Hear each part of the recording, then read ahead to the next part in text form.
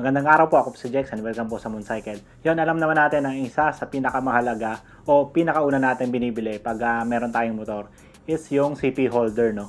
At isa sa pinakasikat at kumbaga pinaka-reputable na CP holder sa market is ang quad lock. Yun nga lang, ang quad lock, syempre alam naman natin, no? Medyo mahal siya. Pricey talaga ang quad lock. Although quality naman kasi talaga siya, no? Yung convenience kasi binibigay ng quad lock is napaka-solid. Pagka-install mo siya, maliit lang yung kinakain niyang space dun sa handlebar, dun sa motor. Then, yun, nakakabit na dun sa phone yung parang pinaka-hooking mechanism niya, no? Napaka-convenient. Ang bilis mong ilagay, ang bilis mo rin tanggalin. And, in a way, safe na rin naman siya, no? So, kung gusto natin ng ganong convenience, medyo gagastosan natin yung quad lock. Pero, di ba, mahal nga siya. Meron namang ilan dyan sa market na alternatives tayong nakita. Yun, sobrang mura naman.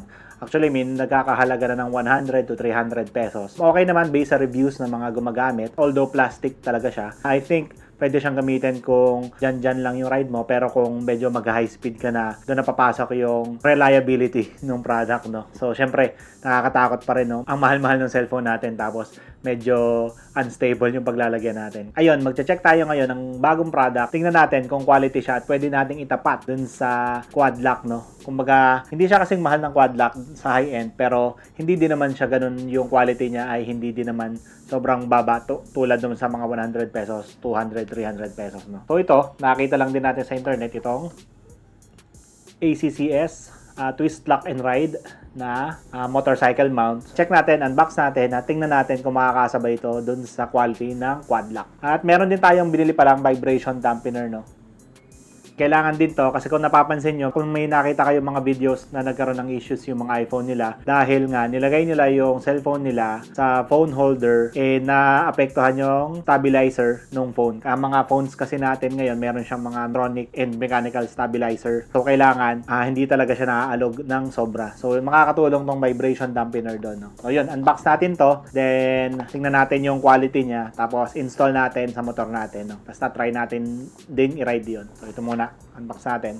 Motorcycle mount from Moto ACCS. So, ito yung kasama niya. Nasa plastic na. Right off the bat, meron siyang installation manual. Tapos, ito. Ano niya? Ngayon, basic lang, oh. Plastic siya, pero alam mong quality yung plastic na ginamit. High quality plastic. Medyo talagang pagkakatiwalaan mo naman, no? Pag nakalagay siya dun sa iyong motor. May kasama rin siyang ito, parang spacer and allen. And ito naman yung inilalagay sa phone. Yan. Ito yung ilalagay natin sa phone natin dito. Tapos, papakita ko sa inyo mamaya. So, siya yung iti-twist natin dito. So, yan. Basically, ganito yung mangyayari dyan. Pag nakalagay na siya sa handlebar mo, twist and lock lang talaga siya. Palagay siyang gana, no? Tapos, pag tatanggalin mo siya, pipindutin mo lang siya dito. Ito. Tanggal na siya. Ay, yung. So, napakadali lang. Mas madali yan pag nakakabit na yung phone tapos nakakabit na to sa handlebar, no? So, napaka-convenient ng pagtatanggal at paglalagay natin ng phone sa handlebar or sa side mirror. So, in order natin for handlebars to, no? Install natin to, then i-ride natin. Check natin kung pagkakatiwalaan ba natin to sa daily rides natin, sa high speed, sa malalubak na daan, yun. Unbox din pala natin tong dampener. So, pakita ko lang din sa inyo. Maliit lang siya, maliit na kahon. So, ayan. Yun. Ito lang siya, oh. Basic mechanism lang. Bale, mangyayari, nasa ilalim nito. Tatanggalin natin to. Ipapaibabaw natin tong push lock niya. So, ilalagay natin itong vibration dampener sa ilalim. Yan, pakita ko sa inyo kung paano siya ini-install. Then, i-ride natin siya, no? Let's go. Yan, so ito, install natin to dito sa likod ng ating phone para medyo magkaroon siya ng curing time bago natin siya testingin talaga sa actual ride. Mas maganda kasi magkaroon ng curing time ito. Kasi sticker lang siya, eh. Pero ito kasi magsasalba nung pag natanggal to. Nakpo! Yan, install lang natin to, ano? Maganda dun sa phone natin na may case. Gigitna lang natin. Yan, oh. Yan. Huwag mo muna siyang i-push na sobra pagkita mo na hindi pa kapapantay. Yan. Alright. Yan. Itong sa atin, medyo nasa baba kasi yung camera ng phone natin narito. Pero okay na rin to. Although gitna-gitna naman. Okay, maganda naman yung kapit. Manipis lang din siya, no? So, ito na yung gaganto-ganto natin sa ating ACCS Twist Lock and Ride mechanism. Alright, try install natin naman yung pinaka-phone mount sa handlebar ng ating motor. So, dito natin yan ilalagay, no? Nakapwesto yan siya dyan. Or baka ganyan. Depende na lang. Check lang natin yung mas magandang angulo, no? So, kasi dito, ayoko dito sa gilid.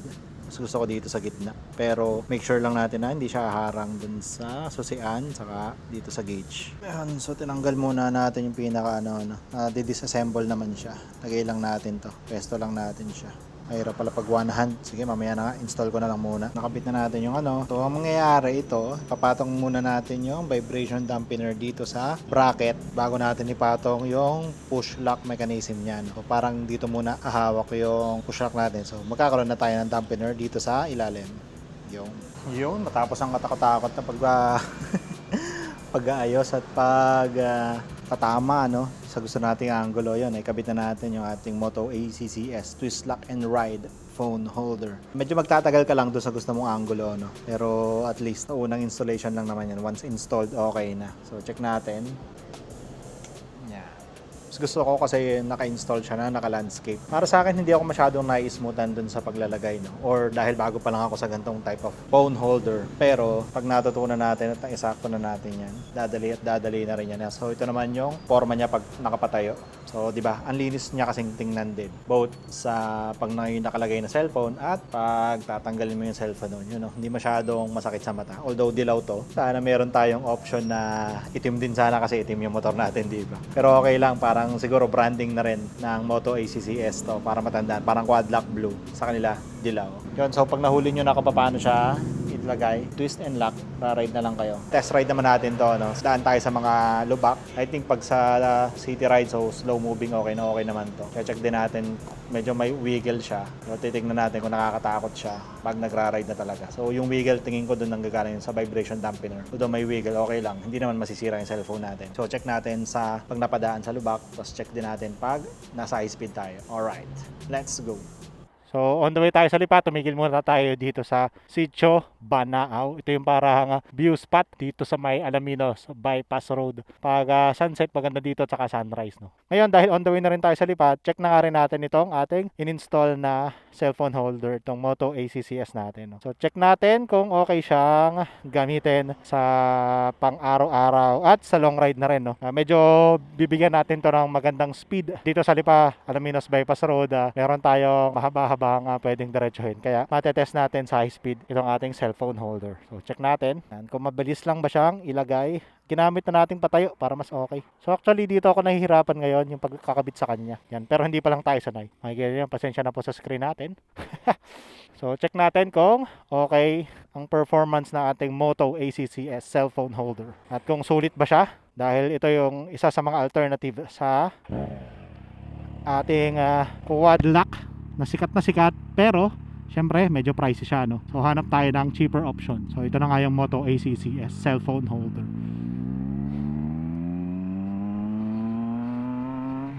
At kung okay, di ba, malay nyo madala natin sa motorcycle yan.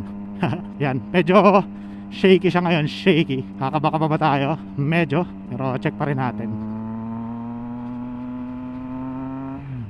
May installed na nga rin pala tong vibration dampener, So yun yung nakakapagligtas sa ating mga cellphone para hindi masira. Ito kasi mga cellphone natin, meron niyang mga stabilization features. Meron niyang tinatawag na stabilizer hardware sa loob ng mga cellphone natin. Kaya kung makapansin natin yung mga GoPro, mga action cam, sobrang smooth. So meron siya mga stabilization hardware sa loob. Same din sa mga cellphone natin. Pero ang isang disadvantage nun, pag naalog siya ng naalog, especially pag nakalagay dito sa mga motor, doon nagkakaroon ng sira, nasisira yung mga quality ng video natin. Doon makakatulong yung vibration dampener ng mga cellphone holders, Mapapansin natin medyo wobbly.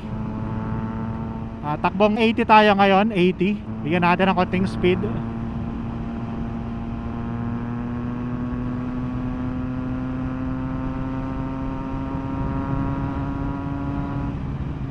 Okay naman. Pansin lang natin na medyo gumagalaw-galaw siya, kaya medyo kakabakabahan ka. Hindi ko alam kung dahil yun sa vibration dampener. Kasi may dagdag na height siya, nagkaroon siya ng dagdag na height dun sa installation. Yan, mukha naman siyang mapapagkatiwalaan. Pero maganda lang kasi, di ba? Talagang minimalist yung itsura ng cellphone holder. Especially pag walang labang cellphone, pag hindi naman ginagamit yung cellphone dito. Napakaganda ng itsura niya, para siyang part of the handlebar lang din. So far, di pa naman nalalaglag ang ating cellphone. Ito, medyo malog din dito sa part ng Lipa Bypass Road na to. Check din natin ang stability. Malog siya, pero hindi naman siya kumakalas. Actually, confident naman tayo dun sa pagkakaklik ng adapter niya, no? Yung adapter na nakakabit sa ating cellphone case and doon sa mismong locking mechanism niya. So magkakatalo na lang dyan kung okay yung pagkaka-install natin ng mismong holder dun sa ating handlebar, at kung katagalan hindi ba siya naluwag yung pagkaka-screw. Yun yung mga considerations natin, no? Siguro pinaka-maintenance na lang natin para hindi tayo kakaba-kaba, from time to time lagi natin siyang higpitan ang screw. May kasama namang Allen screw doon sa box. Pag bumili tayo, yun ang pinaka-pang install. So lagi na lang natin siyang dalhin, lagi natin siyang higpitan, or bago tayo mag-ride, bago tayo malis, siguraduhin natin na na-screw natin ang maayos. So same lang din, di ba, sa mga motor natin. From time to time, check natin yung mga nuts and bolts ng ating motor. Gawin din natin yon dito sa ilang mga accessories natin na naghahawak sa mga mamahalin nating gadgets, tulad nito ang ating cellphone holder. So far okay naman, mix ng malubak na ride at mabilis, mahangin, stable naman siya. Safety naman ang ating cellphone pa dyan. Yan, again, sa mga naghahanap ng quad lock alternative, dahil namamahalan sa quad lock, so ito po ang Moto ACCS, may handog po sa ating mas murang alternative. Sa halagang less than 1,000 pesos, meron na tayong cellphone holder and vibration dampener, no? So meron pang mas mura dito ang alternative, pero nakita natin na yung push lock. Tingin ko okay naman siya for daily. May mga nagpatunay na okay din yon.